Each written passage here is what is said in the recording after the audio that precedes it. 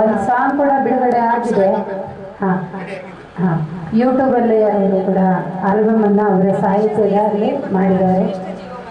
ಹಾಗೆ ನಮ್ಮ ಯಕ್ಷಿತರೆಲ್ಲ ಕಡೆಗೆ ಯಾವಾಗಲೂ ಕೂಡ ಅವರಿಗೆ ಶ್ರೇಷ್ಠ ಜೀವಮಾನ ಪ್ರಶಸ್ತಿಯನ್ನ ನಮ್ಮ ಸುಧಾಕ ಅವ್ರ ಕೈಯಿಂದ ಹಸ್ತಾಂತರ ಮಾಡಿದ್ದಾರೆ. ಜೋಯ್ ಚಪ್ಪಳೆ ಮೂಲಕ ಅವರನ್ನ ಸ್ವಾಗತಿಸಬೇಕಾಗಿ ವಿನಂತಿ.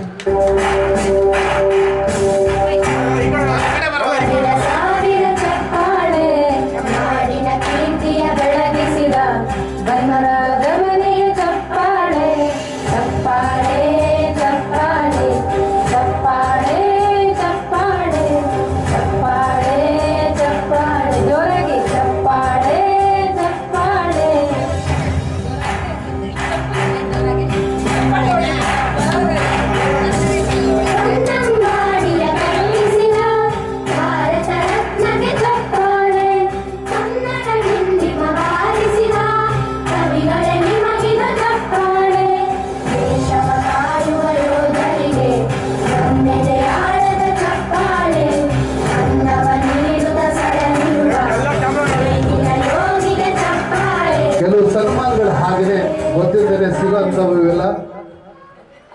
ಥ್ಯಾಂಕ್ ಯು ಸುಧಾ ಮೇಡಮ್ಗೆ. ಬಟ್ ನೀವು ಜೀವಮಾನ ಶ್ರೇಷ್ಠ ಅಂತೀರ, ಬಟ್ ಮಾಡೋ ಬೇಕಾದಷ್ಟಿದೆ ಜೀವನ.